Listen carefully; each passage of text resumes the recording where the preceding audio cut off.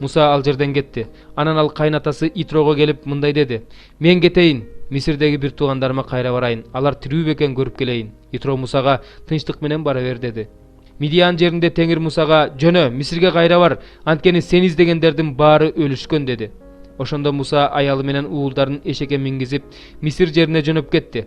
Муса Кудайдын таягында колун алды. Теңир Мусага мындай деди: "Мисир жерине кайра барганыңда байкагын, мен сага айткан кереметтердин баарын фараондун алдында көрсөт. Мен болсо анын жүрөгүн катуулантып коем, ошондо ал элди кое бербейт." Ошондо фараонго мындай деп айт: "Теңир мындай дейт: Исраил менин тунуулум. Мен сага айтып жатам, менин уулумду кое бер, ал мага ибадат кылсын. Эгерде кое бербесең, анда мен сенин тунуулуңду өлтүрөм." Жолдо түнөгөн жерде Теңир Мусага жолугуп аны өлтүргүсү келди.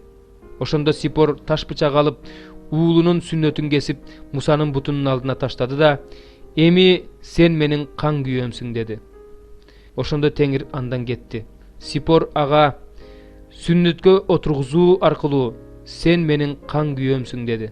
Анан Теңир Ааронго: "Чөлгө барып Мусаны тосуп ал" деди. Ал жолго чыгып, Кудайдын тоосунун жанынан Мусага жолугуп, аны бетинен өптү.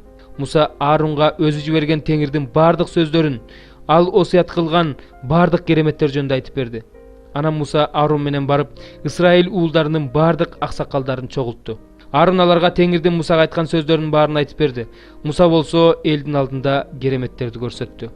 Ошондо эл ишенди. Алар Теңирдин Исраил уулдарына келгенин, алардын тарткан азабын көргөнүн угушканда тизе бүгүп таазим этишти.